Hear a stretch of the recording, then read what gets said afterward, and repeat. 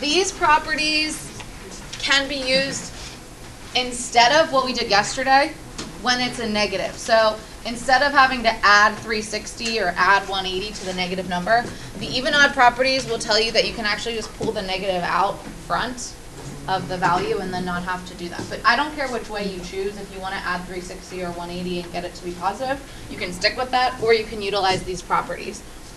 So these are on your formula sheet, but we'll add them to our notes. So if you have sine of a negative angle, you can actually pull the negative out front and it will become negative sine of a positive angle.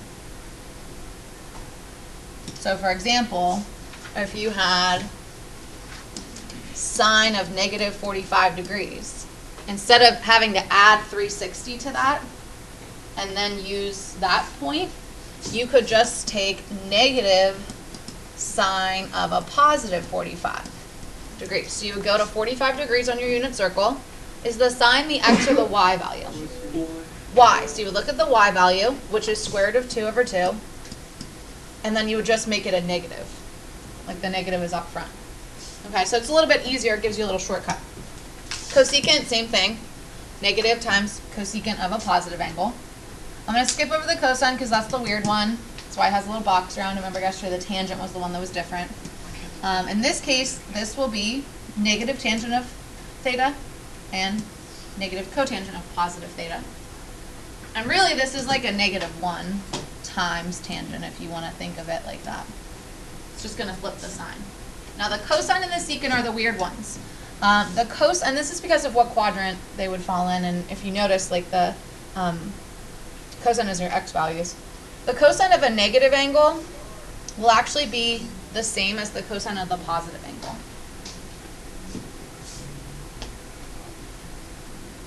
So if you were to look at, for example, 30 degrees on your unit circle, the cosine is square root of 3 over 2. If you were to do negative 30, which would be going downward 30 degrees, you can see that the x value is also square root of 3 over 2. They're the same because the x values over there are all positive. So that's why they don't change sign. It's cosine is x. And secant's the same thing. So this is on the back of your unit circle, these formulas, and I did put a little dotted box around it just to draw attention that that's the one that's different than the other ones. Okay, so we're going to apply these properties to some of these negative problems, and then we'll be able to use our unit circle to find the answer. So the cosine one tells us that the cosine of a negative angle will equal just the cosine of the positive angle. That's the one where you just kind of get rid of the negative. I just did this one. 30 degrees, cosine is your x value. So that's square root of 3 over 2. Wait, what is the negative cosine of 30? Cosine's the only one that stays positive. All the other ones get the negative. The cosine and the secant don't, and that's because the x values here and here are going to remain positive because you're going like over in the positive direction. Yeah. Okay, now the sine is one where the negative gets pulled out front, so this will become negative sine of 135. We know that the sine is the y value, so we're going to go to 135. We'll look at the y value, which is square root of 2 over 2, but there's a negative we're going to put out front of it, so this would be negative square root of 2 over 2. Now you could do what we did yesterday, which would be to add 360, and then just look on your unit circle again. That's going to be up to you. On your quiz, it'll just say find the value. Brennan? How do you draw the all real numbers sign? Like I and R. It's like a 2 lines and a squiggle. Or you can do negative infinity, positive infinity. He's looking ahead of the notes.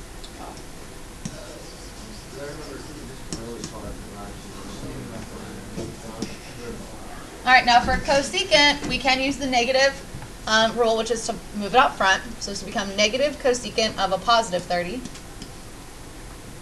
Remember that cosecant is 1 over the sine. And if you want, you could bring the negative over along with that. So we would go to the y value at 30, which is 1/2. And if you want, you could just flip it instead of having to do 1 over. This would be -1 over 1/2.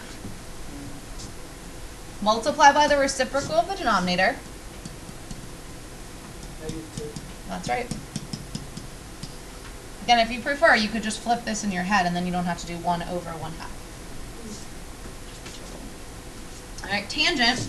I would leave this in terms of radians because you can see that the radians are clearly on your unit circle as well. This would be negative tangent of pi, positive pi.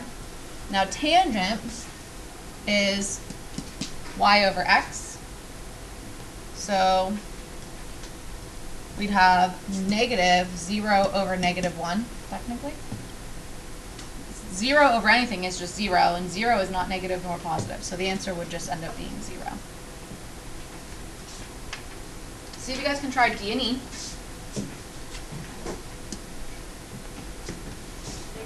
-1. -1 over -1. So remember, secant and cosine are the weird ones where it just becomes positive. Like that just goes away.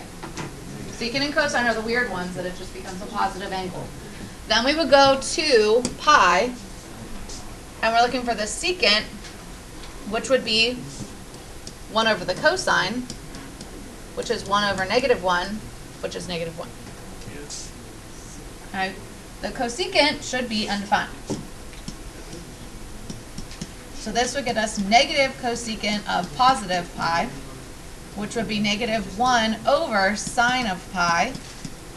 Sine is the y value of pi, which would be -1 over 0. Again, anytime you get a 0 in your denominator, it is undefined. You cannot divide by 0. All right. And then what we're going to be talking about on the back is kind of setting us up for when we come back from break, which will be graphing trig functions. All we're going to look at today are the domain and range of the values for each trig function. So who remembers what domain is? It's the set of all x values. Range is the set of all possible y values.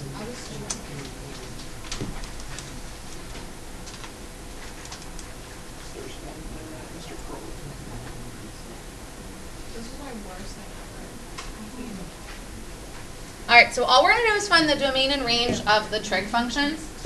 It says in your group, but we're just going to do it as a class. You're not going to have homework tonight.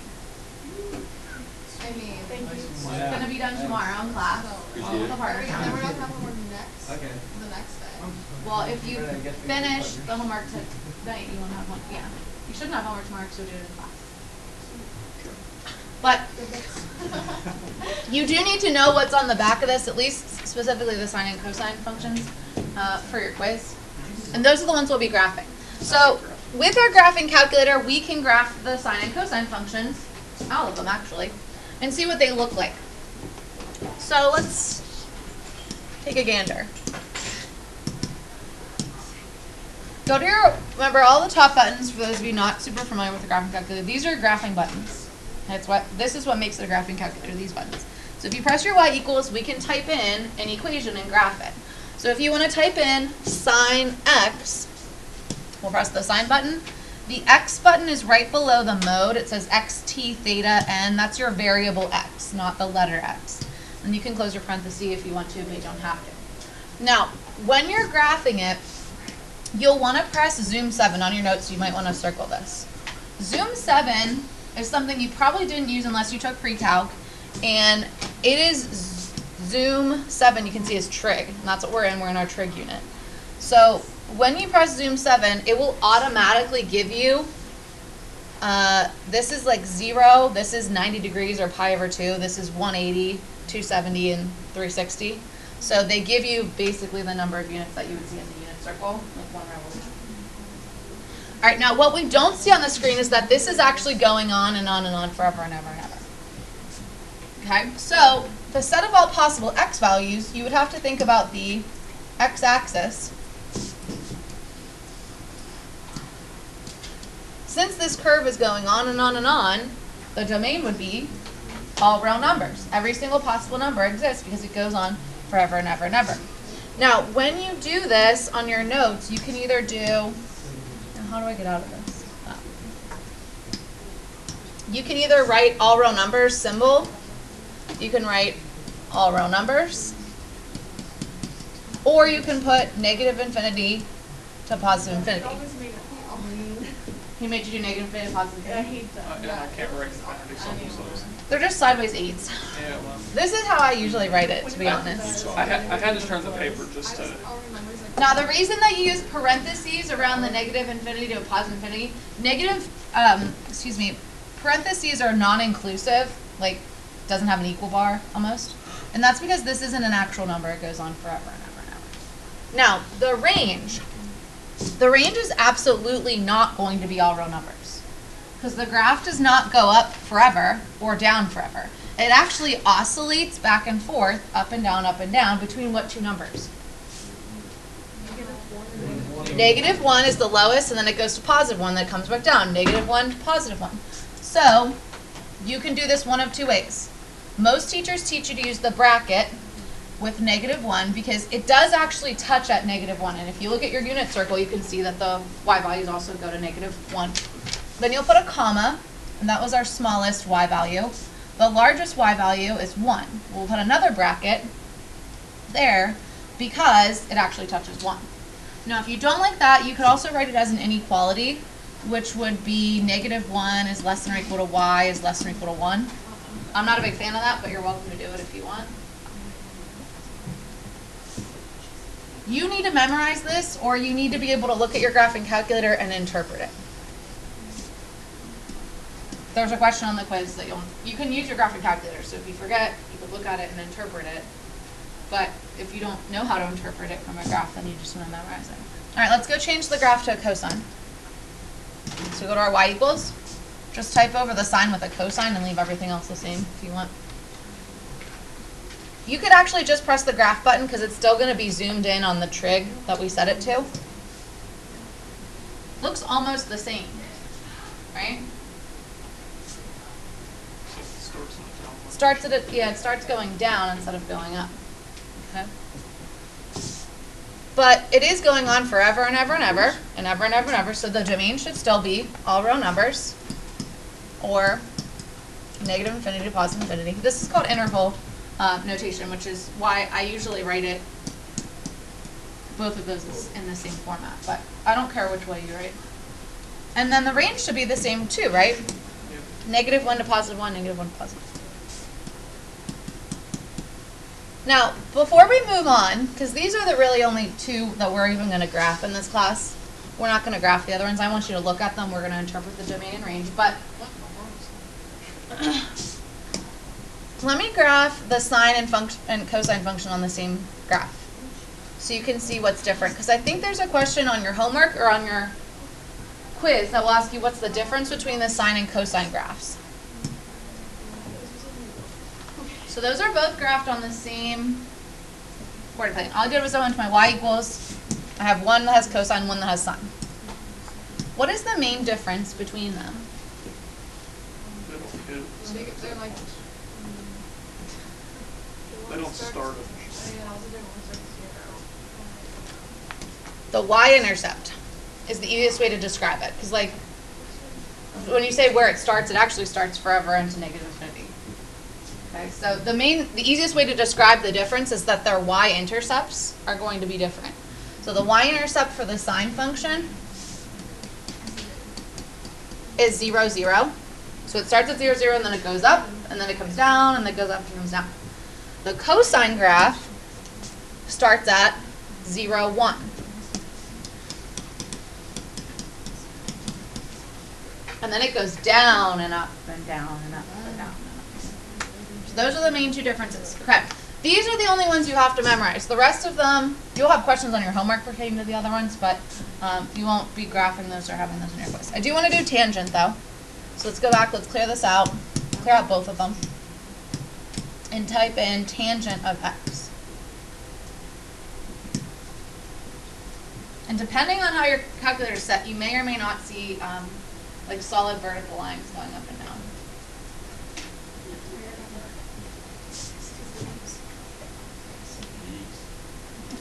All right, so there are actually imaginary lines